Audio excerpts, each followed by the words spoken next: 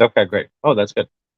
All right, we're live. Welcome back, everybody, to another episode of Perspectives, third-party talk show with Bill Redpath from the Libertarian Party. I'm David Rich of the Green Party.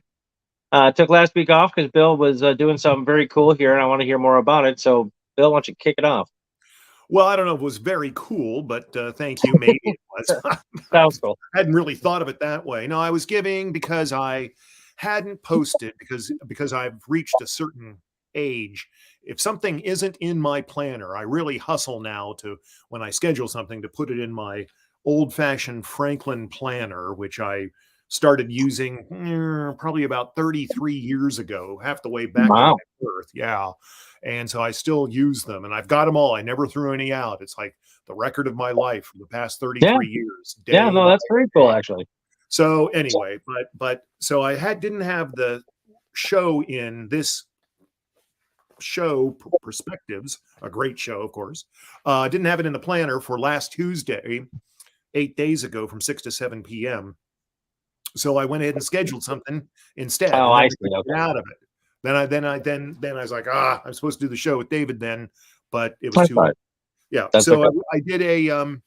I did a petitioning webinar for people in the Libertarian Party who wanted to learn about petitioning, how to go out and petition, and what it's like, and ... And so that was the subject of it.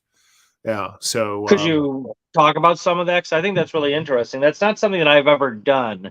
I've just never done it. I don't know why.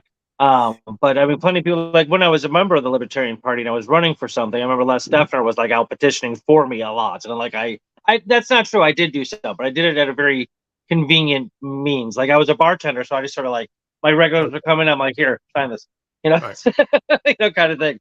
Yeah. Where Les was like out on the streets getting, strangers to sign. So tell Yeah. us how that process is supposed to work. Yeah, well, that's the reason I missed the show 9 weeks ago, back on Tuesday, August 8th, because I was over in Toledo Right. petitioning for the Libertarian Party of Ohio. How does it work? Well, on public property or on private property where you have permission, you simply approach people, or they're walking past you, and you say, "Excuse me, sir, or excuse me, ma'am, could you sign a petition to allow the Libertarian Party to return to the ballot in Illinois next year or this year? It's not an endorsement. It's not saying that you'll vote for us, but we need the signatures of 25,000 registered voters in the state just to get on the ballot and give people a choice. Yeah, and could you sign our petition, please?" And that's basically it. I mean, you of course alter it based on the conditions, and there are some people who hear my pitch and they have stated, "Oh, Bill, that's too much information." I don't think it is too much information, but to each, Your initial pitch is too much. that's what some people have said. That what I just said is too much. And I thought it was rather concise, personally. okay, well, it's about 15 to 20 seconds. I try to jam a lot into 15 or 20 seconds, but I like using the L word, libertarian. I like being upfront. What's it about? And then I emphasized that it's not an endorsement. It doesn't say you'll vote for us. And I like to tell them how many signatures it takes to get on the ballot, because people don't know. That's not a widespread known fact. I've even asked politicians in office, "Do you know how many signatures it would take for somebody to get on the ballot to challenge you?" And they say no. Yeah. Don't know. So it's that's just the way I do it. Other people say, "Oh, I'm trying to get a friend on the ballot." They don't want to talk substance about the petition or the party. They'll say, "Oh, I'm trying to get a friend on the ballot. Could you help him get on the ballot?" And other people say, then some people, the first thing they ask is, "Are you, let's say, are you an Illinois registered voter?" I don't like that personally. Then it's a matter of taste. Hey, whatever works and is being honest, not misrepresenting anything, Right. is okay. But I personally don't like, I do tell people in my pitch that we need registered voters, but I don't like personally leading off with that, because I think it gives a person an easy out. Basically, I think that if they decide, "I don't want to deal with you right now. Are you a registered voter?" No, goodbye. And that's it. Anyway, so that's what it was. That's what I did Tuesday of last week when I couldn't do the show. Right. Well, that's pretty cool. And was it a good turnout? Did people like how long did it last? Because that seemed like a pretty concise explanation that took about 4 minutes. I Oh, it mean, was it a lasted. good? I mean, I It went down did. through a bunch of things, the do's, the don'ts, um, answering objections, how I answer questions. It used to be uh, going back 30 years. I mean, I get a lot of people, what's a libertarian? People I don't get that much anymore, except I did in Toledo back on August 8th because I was petitioning, frankly, in a lower socioeconomic area. So I got a lot more of that. If it were sort of a more upscale situation, I think I would have gotten a lot less of that. And just other things like I never wear sunglasses when I'm petitioning under any circumstance because eye Huh. contact is important. I Yeah. No, that's like. I mean, that's true. never Yeah. wear sunglasses when I petition. And also I don't, I've had some people say, oh, well, I'm going to get put on buttons, put on a campaign t-shirt and wear buttons. And I tell people my advice, and I don't have any empirical evidence, but I just think that I say, no, just dress nicely, but don't look, too partisan because it's not a partisan thing. You're not asking for their vote. I think it's better if you look more neutral while you're doing this. But that I really don't have any empirical evidence on that. It's just sort of a There's hunch. somebody somewhere did a study on that, right? I'm sure we can find it. But no, I understand what you're saying. Like, and it's just, so I was wondering. I'm wondering if like people might just think of it as like a bit too like formidable or extreme, radical. Like you're just decked out and all this shit. You know? Yeah, that might be it. Again, it's just an impression I've gathered. Right. You kind of read people, over the years. I mean, I've been doing this since 1988 as a volunteer. Oh Since wow. yeah, so it's been 35 years. So I'm pretty experienced at it, and pretty, if I may say so, pretty good at it in terms of the numbers. No, that's good. I mean, if you're good at it, you should say so. What's like an average? If you don't mind talking about this some more, because it's important to both parties. Because we both get so shafted on getting out the ballots. What's kind of like the average day for a petitioner? And I'm that's they're going to change depending on where you are, when it is, that kind of thing. But like, what's a good? Let's start change it. What's a good day for a petitioner? How many signatures do you think, kind of on an average? I would say, it used to be my rule of thumb, but this is from 30 years ago. My rule of thumb per man week was about 750 signatures for a professional petitioner who knew what they were doing. I'd say 750 per man week. Now the number's less. Now I would say per man week, 500, maybe 500, 600, something like that. I think that on average, petitioner production has gone down over the last 30 years. I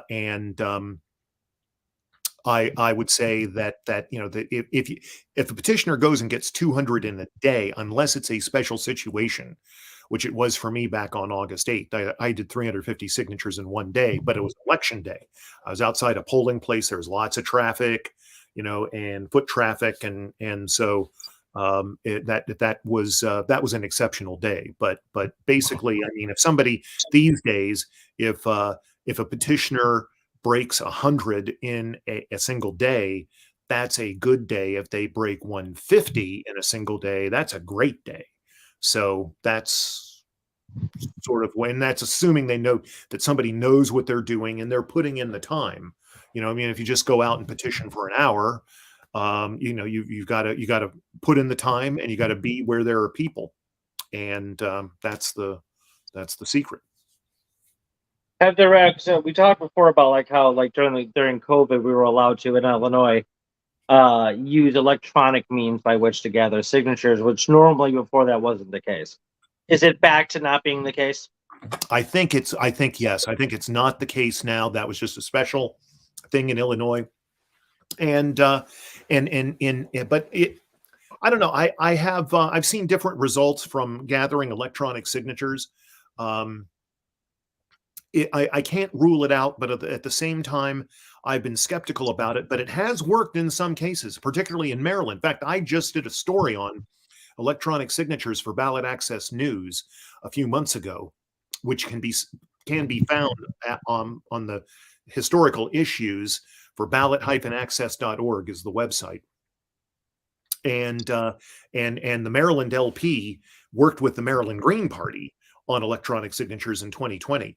And the somebody in the Maryland LP told me that the LP would not have made the ballot, and Joe Jorgensen and Spike Cohen would not have been on the ballot in Maryland, but for the electronic signatures. So I think there is some hope. But the thing is, you've got to drive people. We have to work on finding out how we can get people to voluntarily go to a website and sign online. As I have stated many times, there is an old saying about life insurance. So old and probably nobody uses. It may not even be true anymore, but it used to be true. That life insurance isn't bought, it's sold. And that is a pretty good way to say what petitioning is. I mean, it's sold. I initiate a conversation with someone, a short conversation. Could you sign the petition, please? It would not happen if that sale had not been initiated by the petitioner. And that is how it has historically been done. And if e-signatures become legal, which in a few places they are, but generally are not, that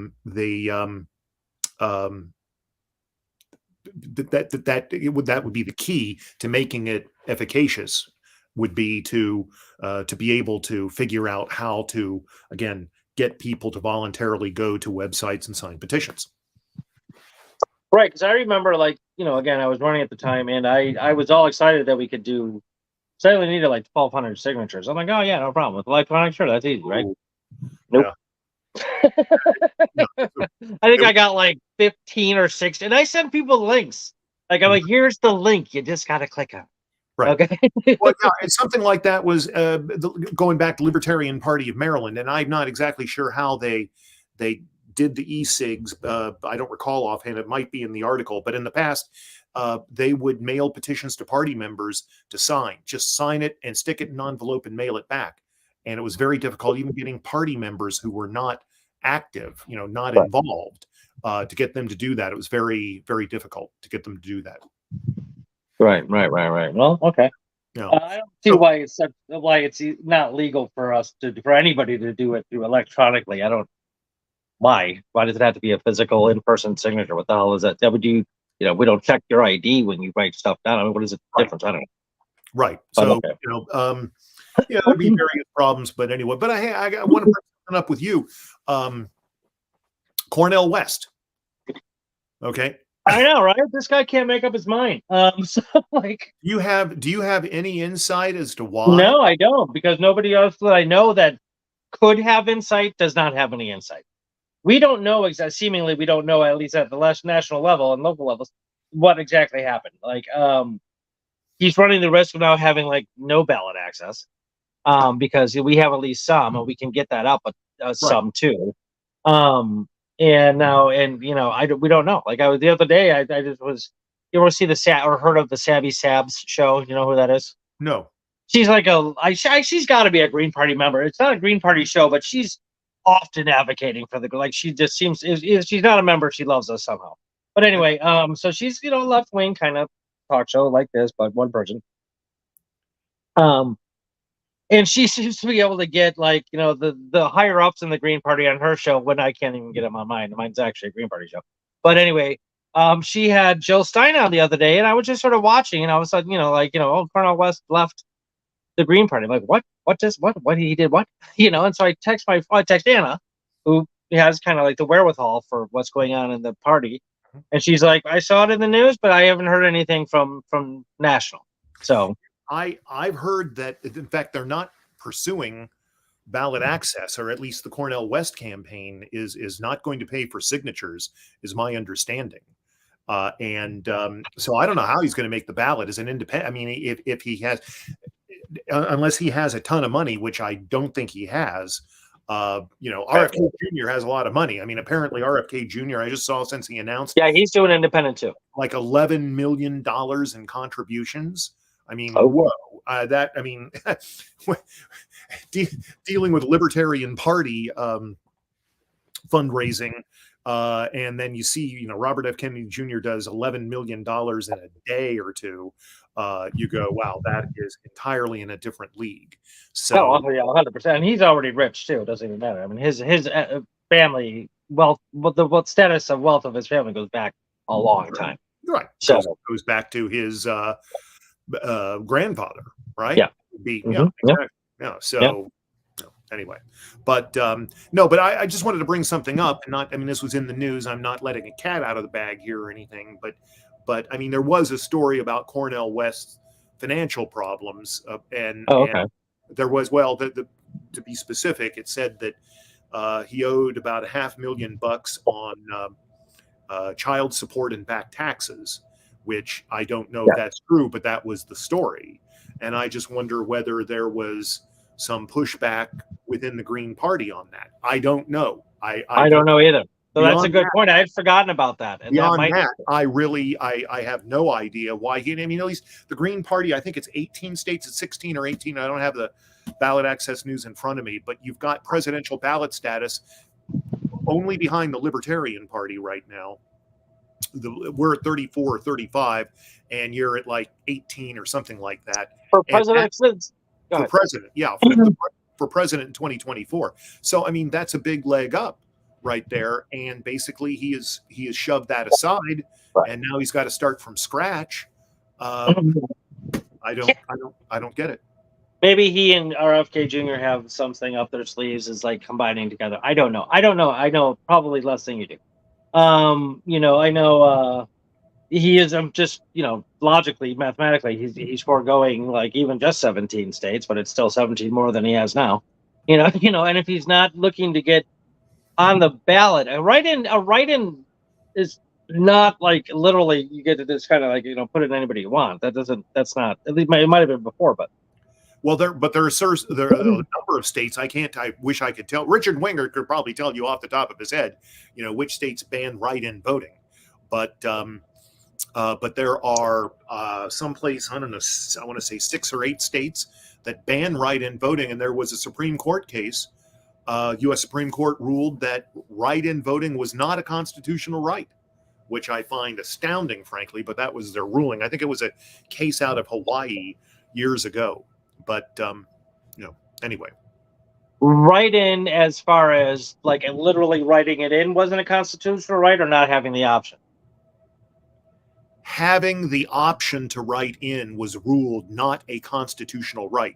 The U.S. Supreme Court ruled that state legislatures could legally ban write-in voting in their state. Gross. That's great. The history of we should do a history of the Supreme Court one day. What a back and forth and up and down and twisty turvy little group of people it is. I'm like, holy shit! It just changes all the time. It doesn't seem to be any consistency in it at all. But anyway, well, that's really interesting. Yeah, I mean, petitioning for ballot access is obviously very important. No, my understanding is that Jill Stein actually had more than just the 17. We're on 17 states right now. I think she was at like 47 or something like that. Maybe I'm getting that wrong. I wish. I mean, she was in the 40s. Okay. But I don't think it was that high, but she was in the 40s. She was in the, maybe it was 42 or something like that. She was in the 40s. Yeah. So there's a way to get it higher than where it stands right this second. That absolutely. Kind of thing. So again, I don't know why he would want to forego something like that. I will do some digging. I will do a little journalistic investigating. Yeah, I got to tell you though, it's going to be, for both the Green Party and the Libertarian Party right now, unless RFK Jr. decides to run Libertarian, which I don't, based on what he said, I don't want to be affiliated. I'm declaring my independence from all political parties in his speech on Monday. But it's going to be tough for the Green Party and the Libertarian Party presidential tickets to get traction in 2024, because you're going to have no labels unless they stop their effort, and which they might. But if they go through with their effort and nominate a ticket and try to get them on the ballot, that ticket on the ballot in all 50 states and DC, and then you've got Robert F. Kennedy Jr. And trying to get on the ballot in all 50 states and DC, and then Biden and Trump, it's going to be Yeah, I'm terribly afraid. I hope not, but I'm terribly afraid it's going to be lean times for the Libertarian Party and Green Party presidential tickets. And do you have any idea right now who's going to step in and fill the void? Because I mean, it seemed like it was a foregone conclusion that Cornel West was going to get the nomination, unlike the Libertarian Party situation where I don't think there's any clear leader at this point. Do you have any idea who might step up? I've heard some names. I don't recall them. Okay. I know that they're like somebody else just threw their hat in the ring. I don't remember who it was, but there are other potentials. Yeah, there had been the whole time. Like when Cornel West first left the what was it, the Family Party or Family, is that what it's called? The People's Party. People's Party. Thank you. When he first left them and came to the Green Party, like it was just sort of like matter of fact on the news that he was the candidate for president for the Green Party. I'm like, no, he's not. He's got to go through the same primary process as everybody else. And there was a small list of other names. I don't know who they were. So like this, I'm like, stop saying that. It's not exactly, okay. And that would be the downside of RFK Jr. running for the Libertarian nomination. There's no guarantee he would get the nomination. So so that would. Is there a general sort of attitude towards him in the Libertarian Party? He comes from the Democratic Party. That was one of the harder things about his move. I don't know. I think that I think a lot of people wouldn't receive it well. Okay. Yeah, I think there are a lot of people who would not receive it well, but I need to read his speech. It was I subscribed to David Stockman's Contra Corner, and I got to tell you, I mean, boy, David Stockman is all in for RFK Jr. right now. Really? Oh yeah, for sure. I don't know much about Stockman. You've mentioned him before, and I know the name, and I have a vague idea of his reputation. But could you unravel that a bit? Well, I mean, he has basically, he counsels him to take more libertarian economic positions. But I think that he thinks that David Stockman thinks that RFK Jr. could be this could be the biggest third party or independent presidential campaign since 1912.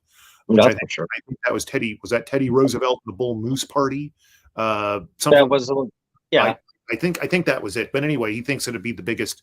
I think he thinks it can be bigger than Ross Perot, which, I mean, of course, in '96, Ross Perot he hurt himself with credibility. Some of the incredible things he said during the '92 campaign, and then the '96 campaign, I think, was just sort of a pale shadow of the '92 presidential campaign when he got 19% of the vote. I just, but he definitely thinks that Kennedy can shake up the welfare warfare state, the uniparty as he calls it, which is largely true.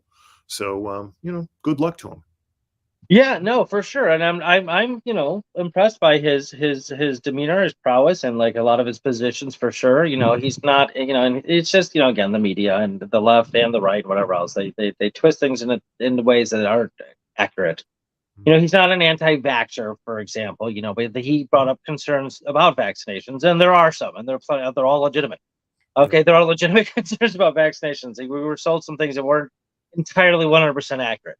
That kind of thing. But of course, the left is wants him out, and so they like he's an anti-vaxxer. How dare you, blah blah blah. And yes, he loves a free market. I could absolutely, he's said that more than once.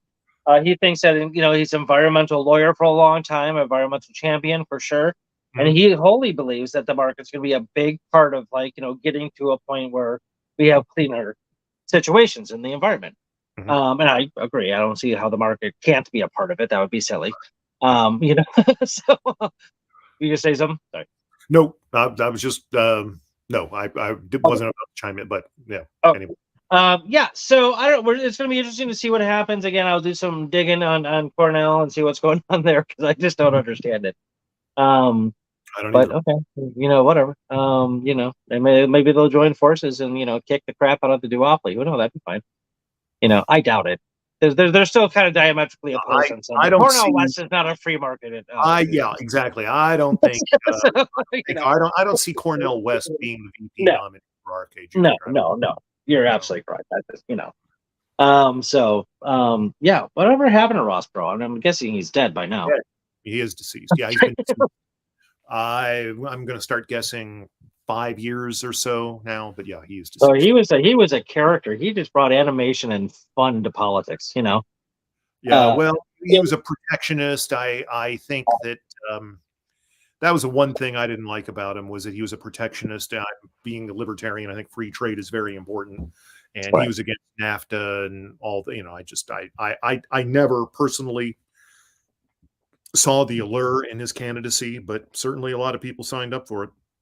I was a lot younger back then too, so I probably didn't have the mature wherewithal that you had at the time. Yeah, well, I was in 92. I was 22 years old. I was still a punk. yeah. I mean, Yeah, 31 years. It's unbelievable. not crazy. Isn't it nuts when you look back? I look back and like, whoa, that was fast. Uh, you know. So anyway, okay. So what else is going on in the world? Trump is on trial. Like you don't hear much about it over the last 5 days because of the Israeli conflict. We'll talk Oh yeah, about that in a second. yeah. That's huge. But $250 million lawsuit. What do they call it? The degrogement. Those We'll call. called degrogement. Degrogement. It's called something where basically, if you fraudulently get money from somebody, the payback is called like degrogement or degrogement. I Uh, just looked it up. okay. This All should right. be Well, something in your MBA program. I'm trying to think of the word I think you're trying to say. Disgorgement. Disgorgement. Thank you. Okay. You can do it. Yes, disgorgement. Yeah. Disgorgement. Yeah. Regardless, I mean, yeah, this, I've seen, probably we've all seen the commentaries saying that this is the, I mean, this is the big trial for him. I mean, he doesn't want to lose Trump Tower and all that, but let me tell you, the next trial will be the big trial then. I mean, losing a lot of wealth is one thing, but facing serious jail time. I mean, he might go to jail on contempt of court charges beforehand. I mean, if these orders are slapped on him to stop talking in certain ways about certain things, it's going to be damn tough for him to stay out of jail before the trial. Yeah, no, he does. He's not good at not talking. So there's a gag going around him now for this trial. Not good at not talking. Yeah, I guess so. I've heard it phrased that way before, but that is, the kind of a double negative. No, it works extremely insightful. Yeah. So we'll see what happens. Yeah, no, but it's a pretty like he's saying that. Well, first of all, his defense is they have a buyer beware clause, which basically means, according to him, like whatever you read could very well be all bullshit. Which is really stupid because there's also legally there's such a thing as due diligence. It's up to them on their side of like constructing the contract to make sure everything is appropriately done. You don't get to just put a clause in there saying, by the way, that we could have lied to you and tough shit, you're signing the contract. That you don't get to do that. So, right? Well, it's I don't think that's going to work for him. I mean, I think I think he's facing some serious problems here. Yeah. His other argument is that the judge, the rogue judge that he calls her, is actually devaluing the property from what it was actually valued at, so that he can get the case going against Trump. He's like, it wasn't that. He said some numbers. I don't know what they were. Let's just say, like, the judge said, well, this property was worth $10 million. And basically what Trump is saying is like, no, it's actually worth 18 million. That kind of thing. So he thinks the judge is devaluing it on purpose so he can go ahead and, kind of skew the mathematics of it all and find Trump guilty of over evaluating.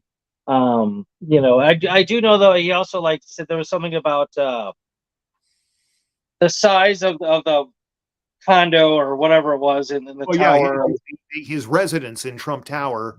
He said it was 30,000 square feet. Turns out it's 11,000 square feet. And then I just saw a headline today. I did not read the story but the headline was Trump knew that 30,000 was a gross overstatement. He knew it, but by 19,000 square feet. I mean, how do you hide something like that? Yeah, like you can walk in. I have an idea of what 10,000 square feet looks like. I've been in warehouses that big. I know what a 2,500. The house I grew up in was like a 1,500. I can do some math in my head and spatial stuff, So you say it's 30,000. I'm like, no, it's not. That's insane. That's crazy. I don't understand how you would be able to get away with something like that, unless he counted from the floor up through the air as well. I don't know. Maybe he's doing a cubicle, a volume. Oh no, Such a but I weird dude. this is just he's just gotten away with this sort of thing for decades, and I suppose he just thought he was Teflon Don, not just That's what his go on niece doing is saying. go on His doing get away with yeah, it. exactly. His niece who came out and did she write a book about him or something like Yeah, that? Mary. Yeah, right. That's what she says. She's because she was asked in an interview, "Do you think he's concerned about going to jail?" And she's like, "No, he doesn't think he's going to go to jail because he's gotten away with everything his whole life." Mhm. I'm like, okay, I mean that makes sense.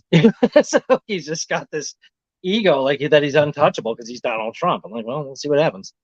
Again, like my lawyer friend said, the feds don't go this far unless they're sure. That's what I just keep thinking. you Mhm. know. So Very we'll true. see. It's a mess. He's an idiot, and they got rid of McCarthy, and that's crazy. And now they're running to reinstate him because of the Israeli thing, and they can't get any funding done or anything like that because there's no Speaker of the House. Scalise is nominated and that kind of thing. And do you know much about Scalise? I don't know. I know just He's from Louisiana, and oh, he he's the was Louisiana the guy. guy who was shot at that The uh, softball game. the softball game back in 2017, or the softball practice, I Yeah, guess, and that was extremely unfortunate. yeah. Uh, and vile act by that fellow who I think they killed the guy. I think who I think shot they shot him. him. But Yeah. in any event, but he's a conservative Republican. Beyond that, I don't know too much about the guy. So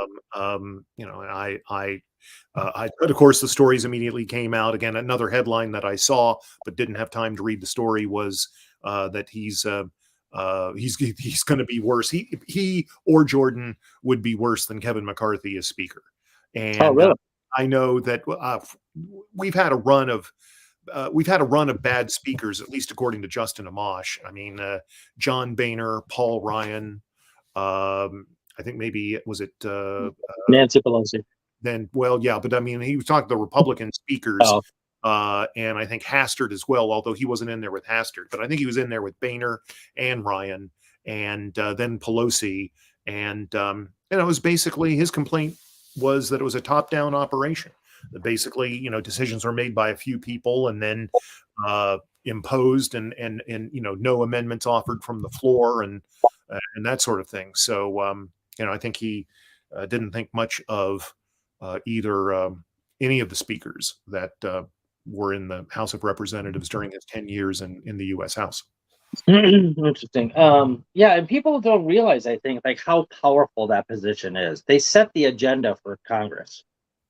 Okay, and so basically, if they don't bring a bill to the floor or bring it to Congress, it doesn't happen. Right. That's a lot of power there. Right. Okay, there was actually concern. I remember when I took my Constitution class in college, we talked about this, and he was talking more like back in the day, if you will, like late 1800s or late 1900s, where Congress itself and even like the presidents were like concerned about how much power the speaker had, you Mhm. know, because they literally set the agenda. If they don't bring it out, it does not get voted on. That's a lot of power. Now Right. they might have changed since then. There might be little policies and standards that have been built, and I don't know, but yeah, man. So that's crazy. So hopefully they do something right. So I do know that like the Democrats get to pick their own candidate, right? Like, the chances of them winning are low because they're the minority. But don't they get to offer up their own candidate? Well, they could, but I mean, I'm not sure that they have, because I mean, they could have put McCarthy back in, and who knows what's going to happen. I mean, Thinking of ultimately, not taking them out. they might, unless the Republicans all coalesce behind Scalise, and I'm not sure whether that's going to happen or not.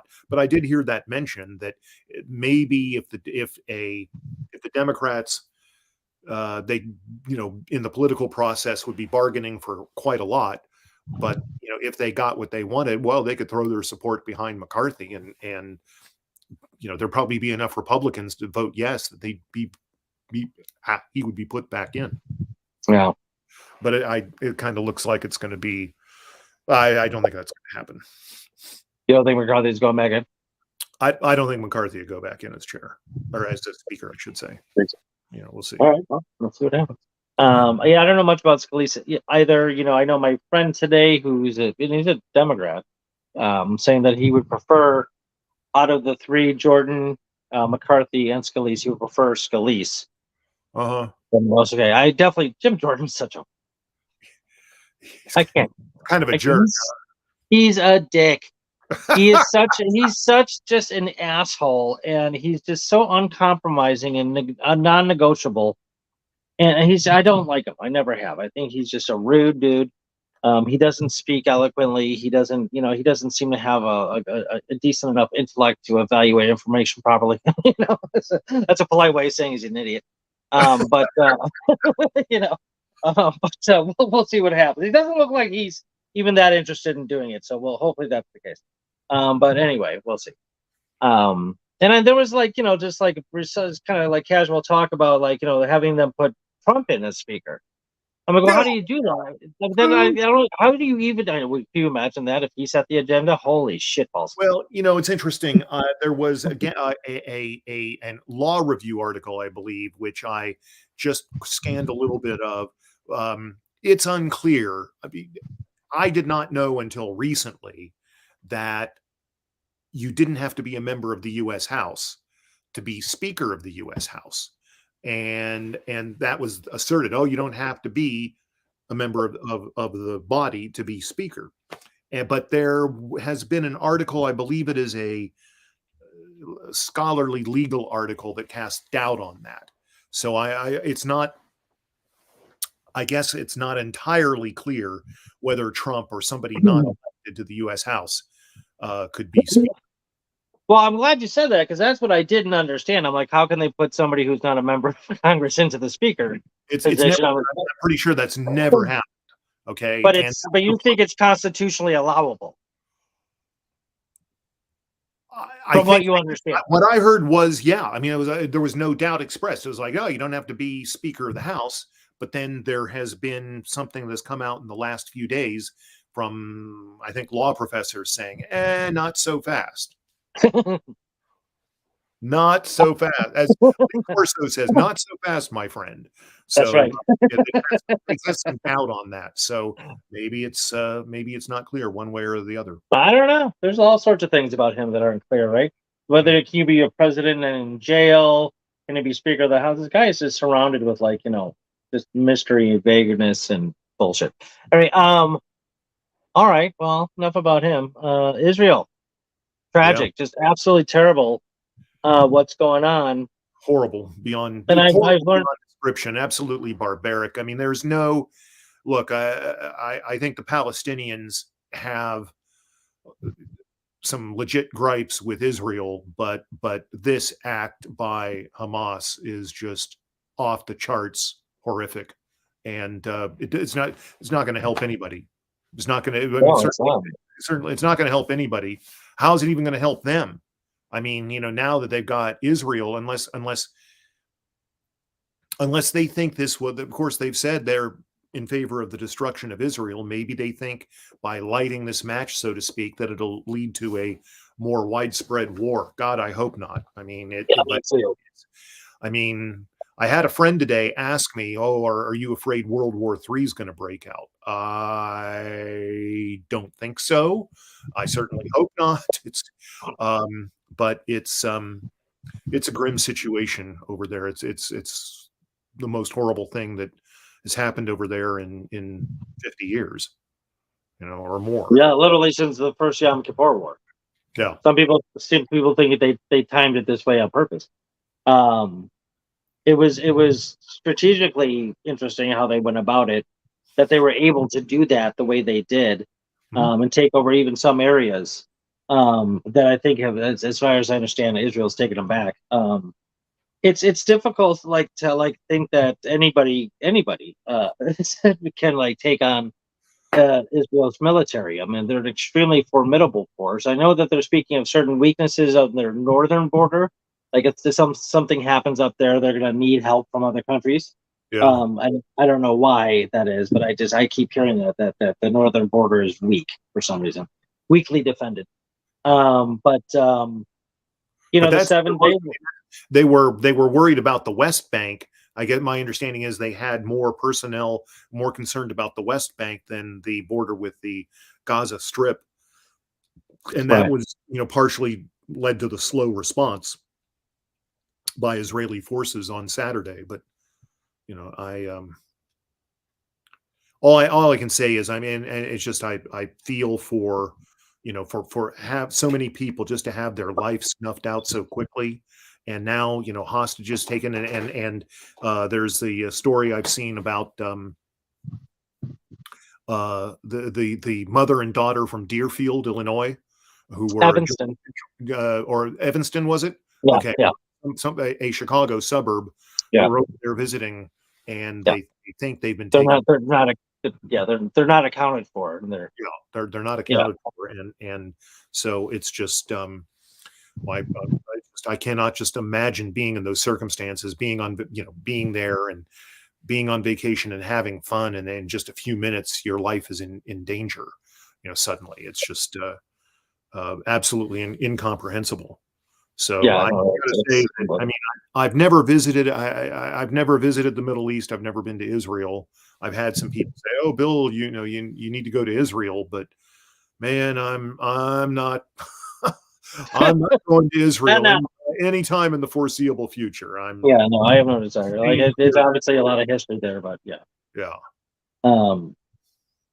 Yeah. No. It's nasty, and the thing is that Hamas has been the governing body of the Gaza Strip since 2005. yep, And from my understanding, and not even just what I've heard recently, but knowing this going since 2005, is that they're really not a very nice government. no, Very authoritarian, a lot of Sharia law. Again, I remember stories, and I don't know if they're true or not, but I don't put it past them. Of executing LGBTQ people just because they're LGBTQ, right, that kind of thing, and a lot of Palestinians don't like them, and not or that so there's a certain arrogance, if you will, amongst the devastation of yeah, them, that they need to somehow take up arms and as a representative of all these people who are not on their side.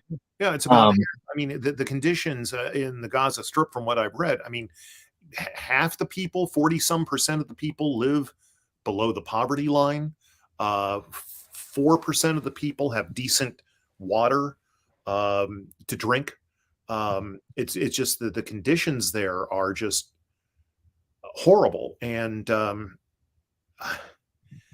I don't know. I mean, the people have been working at some sort of solution for a long time there, and haven't made much progress. And yeah, it just, I don't know why people can't be treated as individuals ultimately. I mean, I think I know. this is all about religion ultimately, and it shows what can go wrong when you don't treat people as individuals and begin treating people as members of groups, Right. and the Clearly, groups become nameless, fameless members of group. Yes. right, and it just um it's just a horrible thing. There's no, you just say, why can't these people get along, share an area, have a government. I mean, Israel um, has proportional representation there in the Knesset. I just don't understand why either a two-state solution or one state where people all have equal rights. Why can't that be the case? That I don't understand. But I guess I'm probably there's people could speak to all this, Sure. analyze, Like I do. Right. you I know, mean, I agree with you 100%. I mean, the how much I abhor collectivization, and again, seeing an individual as merely a nameless, faceless, break into some sort of collective wall is just not okay. mhm. Like ever, you know. And but I do know that when it comes with the new developments and that kind of thing, like recently over the summer, Israel decided to go into the settlements and take more land and that kind of thing, and Right. that wasn't cool. No. And I'm not sure that this was it seems like Hamas has had this plan for a lot longer than them since that happened, Mhm. just because of how it was executed. I could be wrong. Mhm. But so I'm not sure if that was the motivating factor, or if it just became a motivating factor along the way. But no, I mean, Israel is not, not this particular attack. But I mean, since its inception in 1947, it's not exactly off the hook here. I mean, during World War II, a lot of Jews from Germany, at around 1 million, what I hear, went to Palestine as refugees and like were very welcomed and accepted and taken care of. Then, a few years later, all of a sudden, Israel's taking up arms against the Palestinians to take their land. Yeah. And they're like, "Whoa, what just happened?" And so, but it's been a hell show ever since. Well, I Right? mean, and going back, I mean, the United States should have been a lot more welcoming to Jews back in the They 30s. turned boats away. Yeah, exactly. I mean, there was anti-Semitism in the U.S. government, and we could have saved so many people. I mean, let them come here. Let them come to the United States. I mean, if they want to go to It's a the lot whole more world, room. you're darn tootin'. There's a lot more room. So anyway, but it's I don't know. It's a sad It's terrifying. commentary in humanity. That's for damn sure.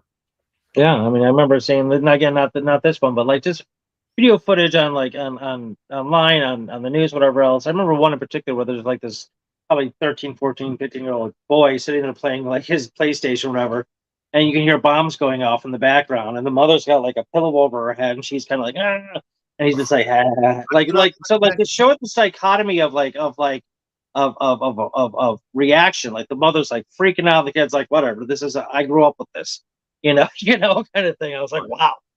Well, we certainly have our problems in the United States, and obviously you and I have a lot of bones to pick with the political system, but This is true. I cannot Right. imagine living under those circumstances. I'm terribly spoiled in that regard, I guess. No, that's something I think of, and I'm very grateful for, Oh actually, yeah. that I don't live in a war-torn country. I mean, crime is on the rise, stuff like that. I mean, but I mean, it's not. I mean, can you imagine if you're like just sitting there, like drinking your espresso outside or your martini or whatever? All of a sudden, you just see like these bombs fly over. You're like, No, right. I no. No, it's terrifying. I don't even want to think about it. Why would I do that to my cognitive state? No. Yeah, no, it's very sad, and I hope, I don't know. I mean, everybody wants it to, like we said, like a two country solution. Seems to be like the one that most of the world is pressing for, right? Yeah, I think you're right. Yeah, but so what's I don't see how American involvement can really help here. But my concern, yeah, it's just I don't want to get sucked into this nation gets sucked into this if there is a regional war, and I don't know. I hope it doesn't happen. I don't think it will, but that's probably driven more by desire than knowledge of the facts. right. Yeah, exactly, and especially with the thing in Ukraine still going on, and we're still funding that as well. Like like it's just that area has just become volatile like immediately. Mhm. And it's just terrifying to think. How you can be like you said. You go on vacation, you're having a jolly old time. All of a sudden, you're in some like terrorist camp or prison or whatever else. You might watch your daughter get beheaded. Something weird. Like, I mean, these guys are just ridiculous. Have you seen the videos? Remember the was it the Chinese missionary or something like that? He was No. Asian. I don't. Yeah, and he was a video. It wasn't in Palestine. It was somewhere else. But like some Islamic terrorists like caught him. Didn't like the fact that he was preaching Christianity, and so like had a video where they like literally showed them like sawing his head off. Oh, Like it's unbelievable. Like these guys are just psycho. It's so crazy. All right. So anyway, all right. Well, we're close to the end here. Anything other news you want to go over? No, I can't think of anything right now. I got my taxes done today. Spent a lot of time yesterday. I've used TurboTax, and Which is popular. I had to get some help on. There was just my taxes are more complicated than average, but I mean it's just a huge relief to get it off my plate for another year, or it's just it's damn Do you good. were you filing it now because you have a different tax situation than like when we did in April? I did not get from my employer, or technically a firm that I was a partner in, Oh. I did not get a piece of documentation that I needed to complete my 2022 taxes until September 13th. So I filed an extension. Finally, on September 13, I get the last piece. The extension deadline is next Monday. It's usually October 15. It's usually October 15, April 15 plus 6 months. Then, if you file an extension, gets you to October 15. But this year, October 15 is a Sunday, so it becomes Monday, October 16 is the deadline. But I got it all done, and thank goodness for that. Yeah, no kidding. One other thing, I just had a birthday this past Sunday. Oh, that's right. Happy birthday. Thank you. And some because I said I got a certain present because I said something on this show a few weeks ago. No, come on. It was I commented that if I were to read a biography of Robert Kennedy, it would be the one written by Evan Thomas, because I really respected Evan Thomas when he used to be on a Talking Heads program called Inside Washington. That was it. Inside Washington. I remember that. Sure. Inside Washington. Charles Krauthammer was on there. Nina Totenberg, Colbert King from the Washington Post.